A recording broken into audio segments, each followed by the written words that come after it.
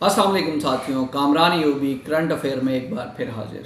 कल के vlog war cell में हमने बात की थी, रूस पर बड़ा हमला हुआ था, तो करंट अफेयर में आज उसी सिलसिले में हम बात करना चाहेंगे। उस हमले के फ़ौरन बाद प्यूटन का कोई बयान नहीं आया। प्यूटन बेसिकली वेट कर रहे थे इन्वेस्टिगेशन का कि वो इन्वेस्टिगेशन होने दें। हालांकि उनके अदर ऑफिशियल्स की तरफ से ये बयान आया था कि हम घुस कर मारेंगे और नहीं छोड़ेंगे, हम ज़रूर बदला लेंगे। प्यूटन इस वक्त खामोश थे। फिर उसके बाद इन्वेस्टिगेशन कंप्लीट हुई और प्यूटन ने प्रेस कॉन्फ्रेंस की, अपने लोगों से बात की। प्यूटन की आंखों में इंतहाई खून उतरा हुआ था और वो गुस्से की आलम में उन्होंने ये प्रेस कॉन्फ्रेंस की, क्योंकि प्यूटन एक ऐसा शख्स है रूस के अंदर जिसने यूक्रेन की जंग होने के बावजूद भी अपने लोगों को बचा कर रखा इन तमाम तर मामलात से, और सिक्योरिटी के मामलात को बहुत ज़्यादा कंट्रोल करके और चीज़ों को बहुत काम डाउन रखा इस जंग के हालात में। उन्होंने बड़ा क्लियर कट कई दफ़ा पैगाम दिया इंटरनेशनल ताकतों को, ख़ास तौर पे इसराइल को, अमेरिका को, यूक्रेन को, कि वो कोई भी ऐसा काम ना करें। मेरा हाथ न्यूक्लियर वॉर हेड के बटन के ऊपर कभी मैं जो है सफ़ेदस्ती से इन तीनों को उड़ा दूँगा। फाइनली अमेरिका, क्योंकि डेफिनेटली घूम फिर के बात वही है, दाइश ने इसकी ज़िम्मेदारी कबूल की, जबकि सब जानते हैं दाइश को सिर्फ यूज़ किया जाता है सिर्फ ज़िम्मेदारी कबूल करने के लिए। असल में उसके पीछे मास्टरमाइंड कौन है।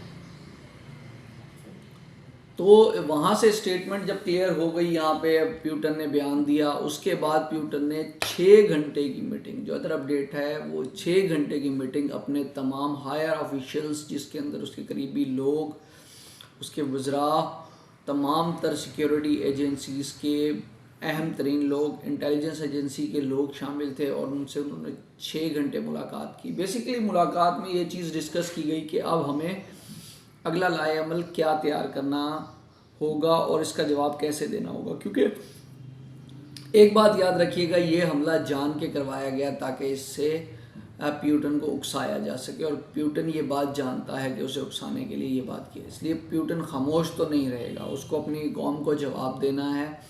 और प्यूटन ऐसा बंदा नहीं है वो जो अपना बदला ना ले। उसके प्रीवियस कारनामे, 20 साल की उसकी हुकूमत, वो सब जानते हैं। हर इंटरनेशनल जो एजेंसीज़ हैं वो जानती हैं, इंटरनेशनल इदारे जानते हैं, दुनिया जानती है प्यूटन को, कि एक तो वो बदला ज़रूर लेता है और वो छोड़ता कभी नहीं है। अभी उन्होंने बड़ी जो 6 घंटे की मीटिंग है उसमें ये कहा कि अगर हम वॉर छेड़ते हैं तो उसका कॉन्सिक्वेंसेस क्या होते हैं, ये जंग हम कितने अरसे तक लड़ सकते हैं, कितनी ये लंबी चल सकती है, और क्या हम न्यूक्लियर तक जाना पड़ सकता है, और अगर हमें रेजिस्टेंस का सामना है तो कहाँ कहाँ से होगा। और उस मुख्तलिफ सिक्योरिटी के मामलात में, ख़ास तौर पे इस मामले में उन्हें जो है वो बड़ा कंसर्न था कि ये लोग पहुँचे कैसे। पहुंचने की हद तक तो ठीक है कि ये लोग पहुंच गए रूस के अंदर। अब मामला ये आया कि रूस के अंदर किन लोगों ने इन्हें फैसिलिटेट किया। क्योंकि जाहिर बात है, ये बॉर्डर क्रॉस करके आए तो गन्स वगैरह ये चीज़ें तो लेके नहीं आएंगे, ये रूस में ही प्रोवाइड की गई हैं इनको।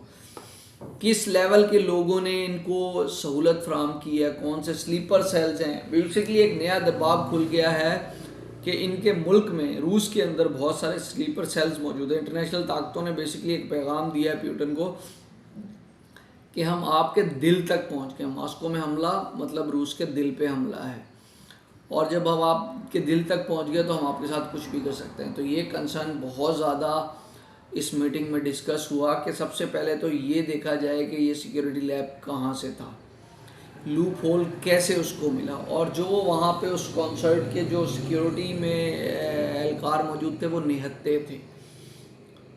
दुनिया जानती है कि प्यूटन के सबसे ज़्यादा लॉयल लोग मौजूद हैं, उसके दोस्त सबसे ज़्यादा लॉयल हैं, लेकिन जाहिर सी बात है कुछ लो लेवल के लोगों में भी मामलात को किया जा सकता है, तो वो इस चीज़ को इन्वेस्टिगेट कर रहे हैं। अच्छा, उनके इदारों ने बेसिकली ये किया कि उनको सब मालूम हो गया, तो उन्होंने इन लोगों को पकड़ लिया जिन्होंने हमला किया था, लेकिन उन्होंने इनको जाने दिया। पहले उनके सिक्योरिटी इदारे ये देखना चाह रहे थे कि ये जा कहाँ पे रहे हैं, तो वो उन्होंने गाड़ी लेके बड़े सुकून से इनलीगल तरीके से जो है ना वो लोग जा रहे थे यूक्रेन की तरफ, तो उनको जाके पकड़ा यूक्रेन के बॉर्डर पे। अब इन्वेस्टिगेशन जारी है, डेफिनेटली उनके पास इब्तदाई जो मालूमात हैं उसमें बहुत कुछ आ गया है। प्यूटन ने उसको जो है एग्ज़ामिन कर रहा है, इनके इदारे एग्ज़ामिन कर रहे हैं और ये एक लाहे अमल बना रहे हैं कि आगे इन्होंने क्या करना है।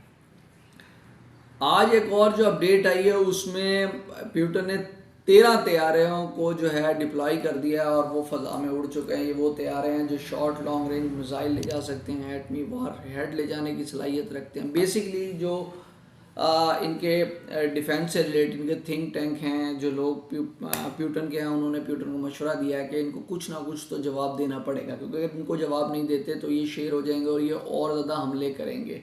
तो उन पे उनके सामने मामला ये भी रखा गया है कि वो जगह जो ब्लैक सी और ऐसी जगह जहाँ पे नो फ्लाई जोन है वहाँ पे ये तैयारे लेके जाए जाएं वॉर हेड के साथ, और नेटो की कुछ मिलिट्री बेसिस को उड़ाया जाए ताकि इनको तंबीह हो सके। और अगर सामने की तरफ से ये आए तो इन्हें बता दिया जाए कि हम वॉर हेड लेके मूव कर रहे हैं इन तैयारों में, अगर आपने ज़रा सी भी चूँ चढ़ा की तो 1 सेकंड के अंदर आपको सफ़े हस्ती से मिटा दिया जाएगा। तो ये एक उनका सोच है, एक उनके आगे ऑप्शन रखा गया है, क्योंकि लाजमी सी बात है प्यूटन कुछ ना कुछ रिस्पांस ज़रूर देगा। मीटिंग कंप्लीट हो चुकी है, लाहे अमल क्या तैयार हुआ है ये आने वाले कुछ दिन में मालूम हो जाएगा। प्यूटन की इस वक्त तमाम तरह अपने इत्तेहादियों से, जिसमें सबसे बड़ा चाइना है, फिर ईरान है, और उसके बाद किसी हद तक वो बात करते हैं इंडिया से भी, क्योंकि इंडिया भी उनका बहुत बड़ा इत्तेहादी है, और साथ उसके बहुत अच्छे रिलेशन जो हैं वो इसराइल के साथ भी हैं। लेकिन अगर प्यूटन ने ठान ली तो ना तो यूक्रेन बचेगा इस सफ़ाहस्ती पे, ना अमेरिका बचेगा, ना इसराइल बचेगा। उन्होंने बहुत गलत जगह पे गलत तरीके से पंगा ले लिया, क्योंकि ये पाकिस्तान नहीं है जहाँ प्रॉक्सी वॉर करा दिया, अफगानिस्तान नहीं है, और ताकि वहाँ से उस टाइप का रिटेलिएशन नहीं आएगी। तो ये थी अब तक की अपडेट करंट अफेयर में दुनिया दूसरी जंग अज़ीम के कार पे खड़ी है। जो भी हमारे पास अपडेट आएगी हम आपके साथ इंशाल्लाह ज़रूर शेयर करेंगे। वीडियो और मालूमात पसंद आई हो तो वीडियो लाइक करें, शेयर करें और कमेंट सेक्शन में अपनी राय का इज़हार ज़रूर कीजिएगा। मुझे दीजिएगा इजाज़त, अपना रखिएगा बहुत सारा ख्याल। अल्लाह हाफिज़।